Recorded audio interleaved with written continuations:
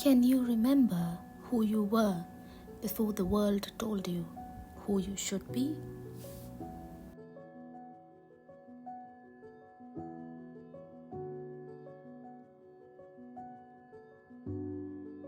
I am an introvert, and it took me a long time to love and embrace this side of me. When I realized that I'm not alone and introverts are everywhere, the quiet approach to life that I found healing began to feel like less of a flaw and more of a gift.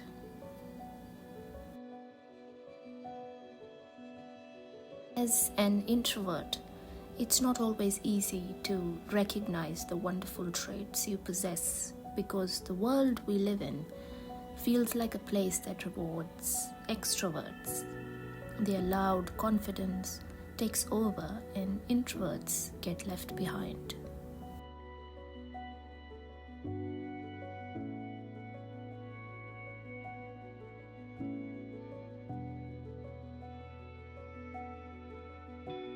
A place where everyone has something to say but nobody listens. A world filled with open offices, loud parties, and big personalities. For those of us who speak softly, it's easy to feel left out. As a child, I blended into the background. Many thought I had little to say, unlike other children, but that wasn't true at all. People often think introverts are shy or antisocial, but these are misconceptions.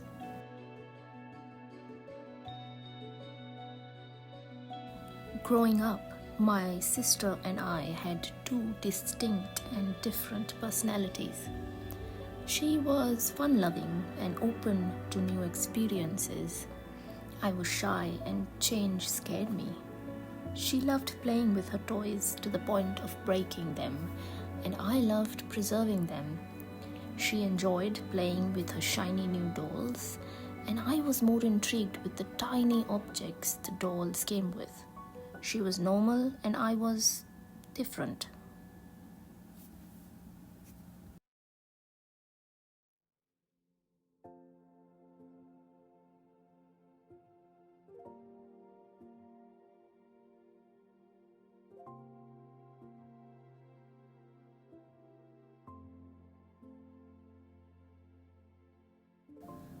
I have always enjoyed spending time with myself and my creative endeavors. Let it be writing, storytelling, drawing, knitting, painting, and recently even cooking makes me recharge in a way that nothing else does.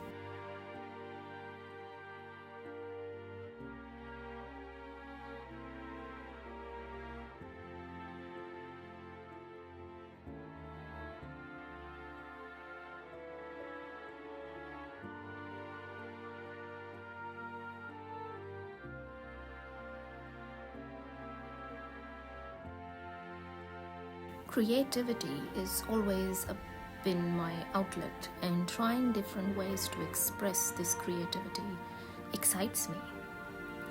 I wanted a little break from painting and was looking for a small project to change things up a bit. That's when I came across this DIY miniature set.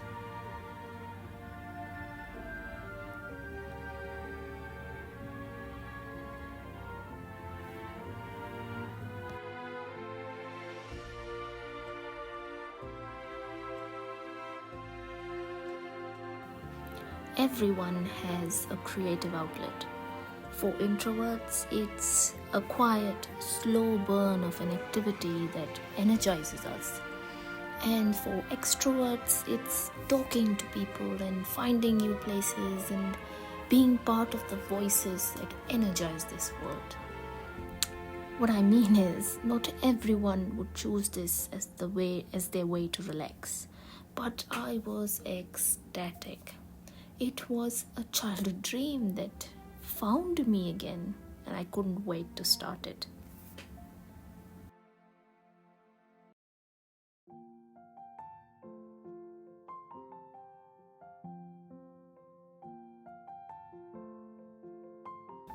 I know of this famous story my mother recalls all the time of when I was a kid, and my mother every evening would send me out to play in the park with other children of the apartment building we lived in.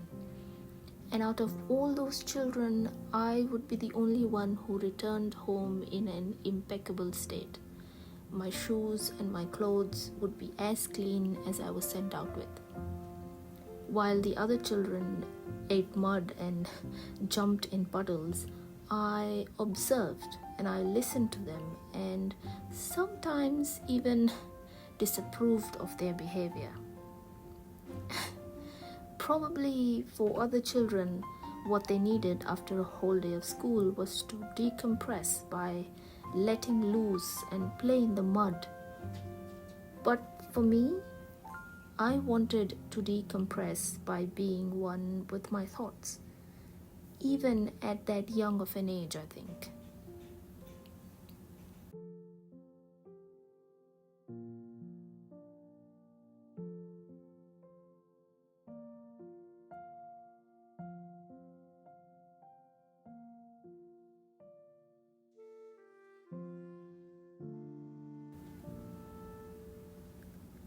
Speaking of childhood memories, I remember distinctly of that one day when, after a lot of begging and pleading, I received my very first Barbie set. I can't remember exactly what the title of the Barbie was, but it came with a tiny kitchen. It was the most beautiful thing I had ever seen. It had a pink bench top with purple cabinets, an oven door that would open, and a whole purple chicken that I could roast in the oven. It had the tiniest, minuscule cutlery, all in shades of pink and purple, and I was obsessed. The Barbie doll as a whole had no mind to me, so that was my sister's. But the kitchen, that was mine. And I would spend hours with the set pretending to be an amazing housewife making roast chicken for my children and my husband every day. So when I came across this DIY set, I could not miss the opportunity to feel the same childlike happiness I felt all those years ago.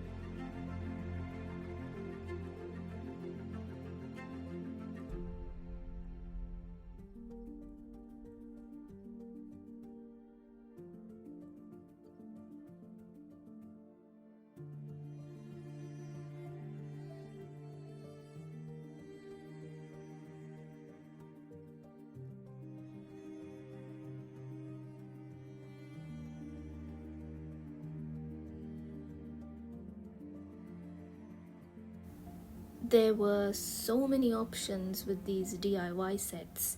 I could choose from a detective's office or a library or a cake shop, but the one that caught my eye was this flower shop. Why, you ask? Well, growing up on the magic of Hallmark movies, the romance plot would be the same in almost every movie. A clever, shy girl who had a quiet confidence about her ran a small shop in a quaint village and met her Prince Charming whilst living her quiet life. As a teenager, I was so influenced by those movies.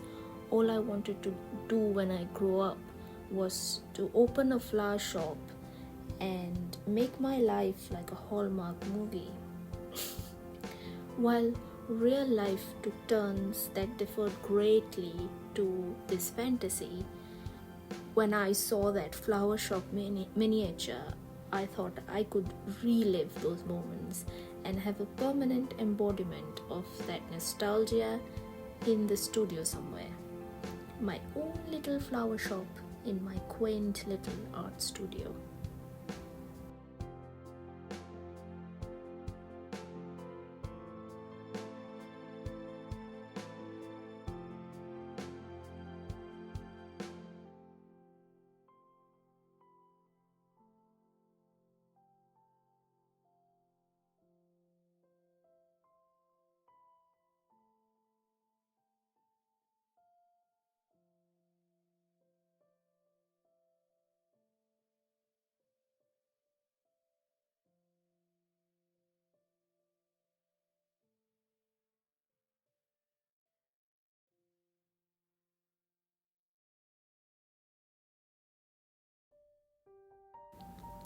When I was in my late teens and early 20s, I spent an extraordinary amount of time trying to be an extrovert and fit in, because that was what felt normal and what people in general accepted. I tried very hard to make myself believe that I wanted to do all those things that extroverts did. I wanted to go out and hang out in large crowds and meet new people and be like all the other peers I was surrounded with. Eventually, I reached a point where I couldn't fit in anywhere. I exhausted myself too quickly by being with extroverts, and I developed severe anxiety when I was all by myself. I felt I was not doing enough, not going out there enough. I was very confused.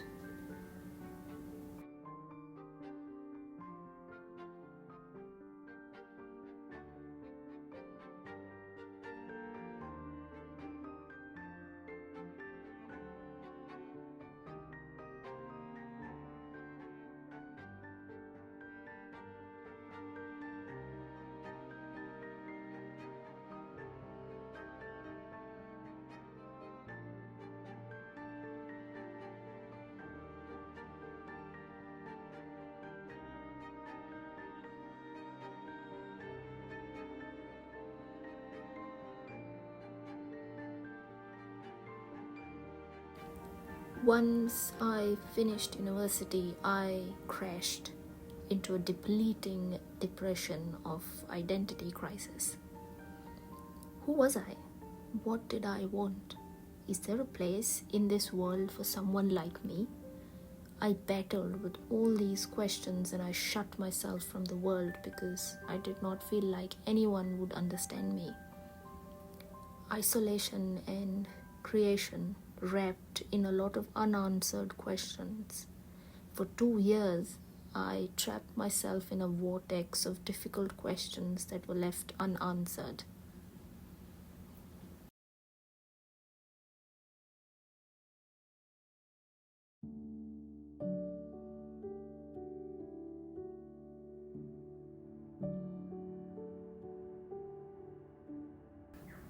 And then one day I bumped into an old friend again who changed the direction of my life. It was almost a reintroduction into society with the knowledge that it was okay to be this person I was, an introvert. She was one too, and she showed me that it was fine to be this person and life can still happen, and this is normal.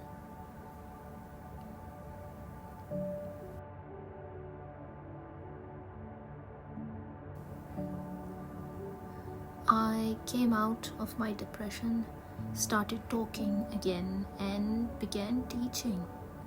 I had my quiet time, but I also could walk into a class and share my knowledge with those who wanted to learn. I found my way again and I started to appreciate my life again.